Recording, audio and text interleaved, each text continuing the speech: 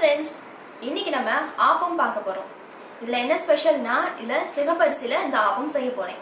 வாங்க இதுக்கு தேவையான பொருட்கள் என்னங்கறத பார்க்கலாம். மெஷர் பண்றதுக்கு நான் இந்த கப் யூஸ் பண்ணியிருக்கேன். நீங்க எல்லாமே ஒரே கப்ல யூஸ் பண்ணுங்க. சிகப்பரிசி 1 கப், இட்லி அரிசி 1 கப், உளுந்து 1/4 கப், சிகப்பு அவல் 1/4 கப், வெந்தயம் 1/2 டீஸ்பூன். இப்போ எல்லாத்தையும் ஒண்ணா போட்டு மிக்ஸ் பண்ணிக்கலாம். சிகப்பரிசிக்கு பதிலா நீங்க பச்சரிசி யூஸ் பண்றதா இருந்தா கூட யூஸ் பண்ணிக்கலாம். பச்சரிசி யூஸ் பண்றதா இருந்தா வெள்ளை கலர் இருக்கிற அவல் நீங்க யூஸ் பண்ணலாம்.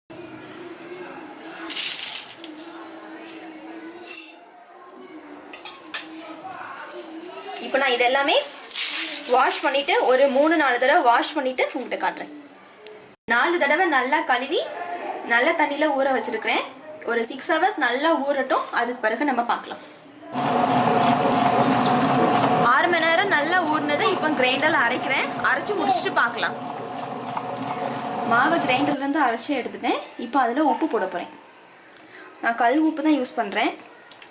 உப்பு போட்டு நல்லா பிசைஞ்சுக்கோங்க.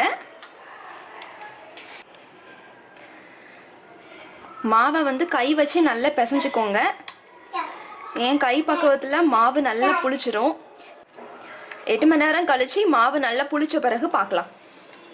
ஆப்ப மாவு நல்லா புளிச்சிருச்சு. உங்களுக்கு புளிக்கலைன்னா பேக்கிங் சோடா போட்டுக்கோங்க. என் கைக்கு நல்லா ஆப்பம் புளிச்சிருச்சு. நான் அதனால பேக்கிங் சோடா எதுவும் போடலை. நல்லா இந்த மாதிரி கொஞ்சம் தண்ணியாக கரைச்சிக்கோங்க. இப்போ ஆப்பம் ஊற்றி காட்டுறேன்.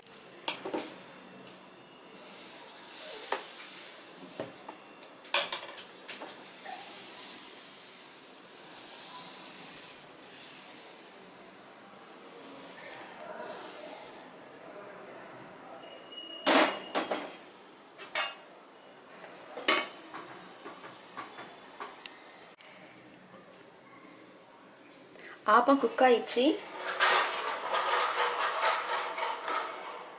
பார்த்தீங்கன்னா இப்படி கை வச்சு எடுத்தா வந்துடும்.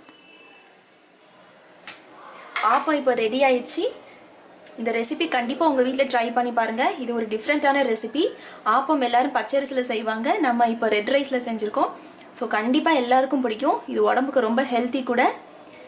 இந்த வீடியோ உங்களுக்கு பிடிச்சிருந்துச்சுன்னா லைக் பண்ணுங்கள், ஷேர் பண்ணுங்கள், மறக்காமல் சப்ஸ்கிரைப் பண்ணுங்கள். தேங்க்யூ.